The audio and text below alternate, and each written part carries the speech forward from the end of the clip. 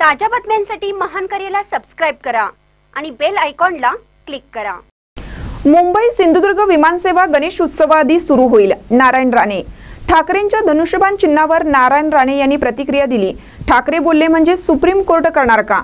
ठाकरे बोलतात ते कोर्टात उलट होतं, हा अनुभव आहे। ठाकरेंना नियम वगैरे माहित नाहीत।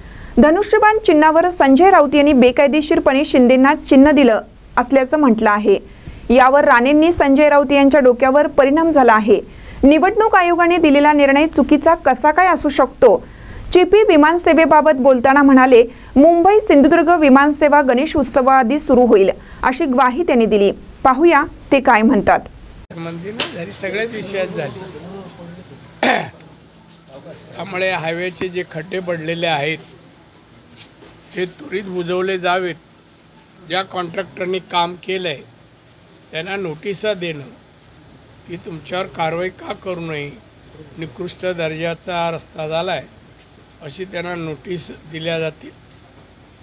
आणि त्याचबरोबर हायवेचे खड्डे बुजवण्याची प्रक्रिया लगेच चालू। पण साहेब, नितीन गडकरी ज्यावेळेला सिंधुदुर्गामध्ये आले होते त्यावेळेला 200 वर्ष मुंबई गोवा महामार्ग टिकेल म्हणून सांगितलं होतं सिंधुदुर्गाचा, पण तो 200 वर्ष न टिकता त्याला मोठे आता खड्डे पडले पाहिले ते सिमेंट भेटले। 200 वर्ष कोणी पाहिले? आता तुम्ही झाली तुम्हाला 200 वर्ष? नितीन गडकरी म्हणाले होते ज्यावेळेला भूमिपूजन। हां, मग त्या 200 वर्ष टिकतील ना, रस्ते टिकतील। पण त्याला आताच खड्डे पडले 200 वर्ष। खड्डे वाजते कुठे बोलले खड्डे पडणार नाही म्हणून? 200 वर्ष रस्ता टिकेल। पण गणपतीपूर्वी सर्व हे खड्डे बुजवले जाणार, कोणालाही त्रास होणार नाही। साहेब, एक राजकीय प्रश्न आहे। असलम शेख यांनी नितीश राणेंवरती टीका केली की नेपाळी दिसणाऱ्या लोकांना मंत्रिमंडळामध्ये मंत्री केलं।